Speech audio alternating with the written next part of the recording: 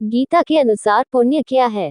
गीता के 16वें अध्याय में भगवान ने आदर्श दिव्य गुण वाले सुसंस्कृत पुरुष के बारे में बताया है। उसका अंतःकरण शुद्ध होता है, ज्ञानी व योगी होता है, दान करता है, इंद्रियों का संयम करता है, स्वाध्याय करता है, तपस्या, सरलता, अहिंसा, सत्यता, क्रोध मुक्त, सर्व के प्रति दया एवं करुणा, लोभ मुक्त, मृदुता और विनयशीलता, तेज, क्षमा, धैर्य, पवित्रता को धारण करने वाले, ईर्ष्या सम्मान की अभिलाषा से मुक्त। इस प्रकार इंद्रियों को संयम में रखकर, लोक कल्याणार्थ, फल की इच्छा से मुक्त, प्रभु की याद में और प्रभु को समर्पित कर। गीता में पुण्य की परिभाषा क्या की गई है और कौन से अध्याय में की गई है, ये स्पष्टतः कह पाना मुश्किल है। परंतु ब्रह्मविद्या में, जो एक प्रकार से गीता का सरल रूप है, पुण्य को उसके एवज में मिलने वाले कर्मफल के माध्यम से बताया गया है। जिस कर्म का फल कोई छोटा या बड़ा सांसारिक सुख होता है, उसे पुण्य कहते हैं। और इसी प्रकार जिस कर्म का फल कोई छोटा या बड़ा सांसारिक दुख होता है, वह पाप कहलाता है।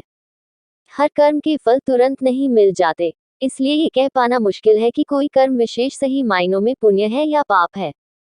दरअसल ब्रह्मविद्या तो ये कहती है कि हर क्रिया उभयरूपा होती है, अर्थात एक ही क्रिया से दोनों प्रकार पाप और पुण्य के कर्मों का प्रतिपादन होता है।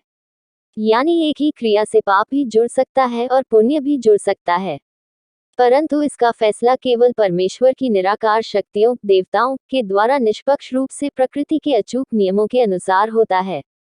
कर्मों के फलों की उपरोक्त व्यवस्था के अतिरिक्त एक और बहुत ही महत्वपूर्ण संदेश गीता में और ब्रह्मविद्या में मिलता है, वह निष्काम कर्म के संबंध में है।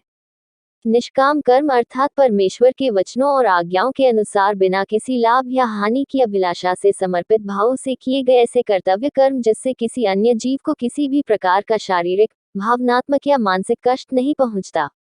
निष्काम कर्मों के प्रतिपादन से न तो कोई पाप फल जुड़ता है और न ही कोई पुण्य फल जुड़ता है। दूसरे शब्दों में कहें तो ये कि निष्काम कर्म जीव को संसार से नहीं बांधते, जबकि पाप और पुण्य दोनों प्रकार के कर्मों के कारण जीव क्रमशः दुख और सुख भोगने के लिए इस संसार से बंधा रहता है।